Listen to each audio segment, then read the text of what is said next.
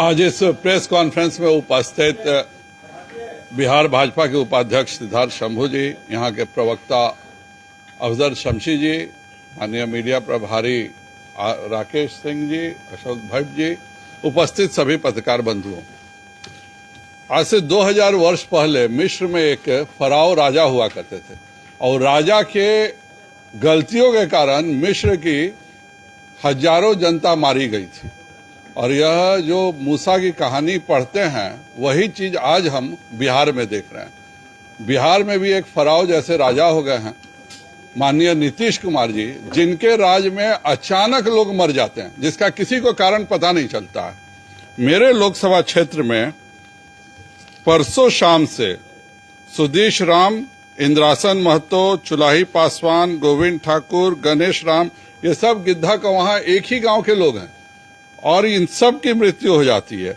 आज उसी इलाके में बुनियाद पासवान की मृत्यु होती है और यह सब कहा जाता है कि न जाने कौन सी देवीय आपदा हुई जिसके कारण यह सारी मृत्यु हुई है।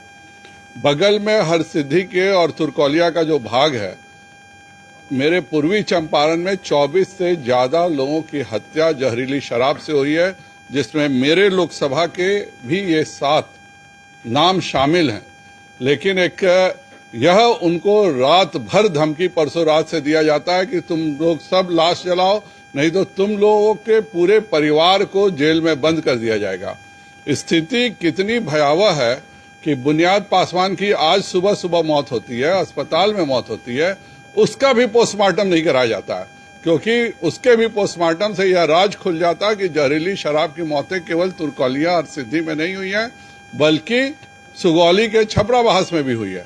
यह पूरा का पूरा जहरीली शराब के तंत्र को प्रशासन का सहयोग हासिल है, वरना अगर कोई जहरीली शराब से मृत्यु हो रही है, कोई जहरीली शराब बेचता है तो उसको बचाने के लिए एक प्रशासन क्यों परेशान है। अगर यह हत्याएं हैं जहरीली शराब की तो उनको इंसाफ मिलना चाहिए था, उन जहरीली शराब के जो बेचने वाले थे उन पर कार्रवाई होना चाहिए था। लेकिन यह कहना कि ये सब अचानक एक देवीय आपदा हुई और परसों रात से सब के सब मारे गए, एक ऐसा डायरिया चलता है जो उस परिवार के न किसी महिला को होता है न उस परिवार के किसी छोटे बच्चे को होता है। ये सारे जो कमाने वाले मर्द हैं, इन सबों को एक अलग से डायरिया हो जाता है। ये मैं एक डॉक्टर के रूप में बोलता हूं कि यह दुनिया में एक नई बीमारी का आविष्कार नीतीश कुमार जी ने किया है कि पुलिस माफिया गठजोड़ाइटिस, और इसी के तहत यह सारी मृत्यु हो रही है। यह सब हत्याएं हैं। आप कहते हैं कि जो पीने वाला मरेगा और जो पिलाएगा उसको उस पर कार्रवाई क्यों नहीं होगी। यह मैं खुद भी इस क्षेत्र में जा रहा हूं, यह सारे हत्याएं हैं और हत्यारों को बचाने का काम प्रशासन कर रहा है।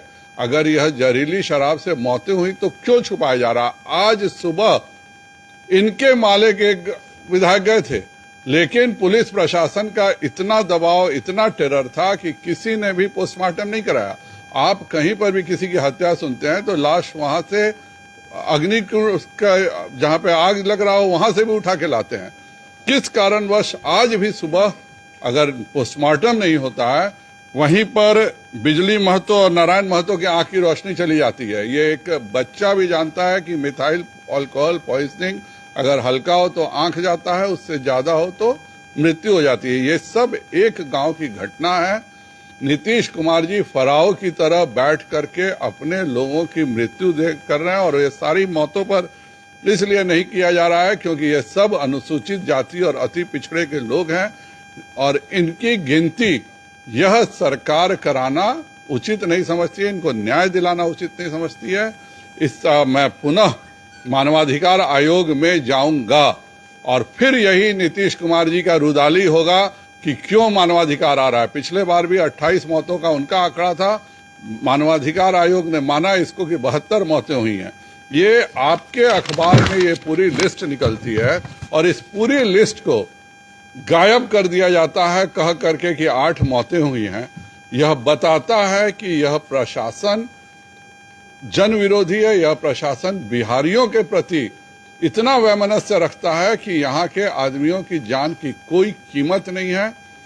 हम लोग खुद इस जगह पर जा रहे हैं और मानवाधिकार आयोग को और अनुसूचित जाति आयोग को बुला करके इन मृतकों को निश्चित तौर पर हम इंसाफ दिलाएंगे।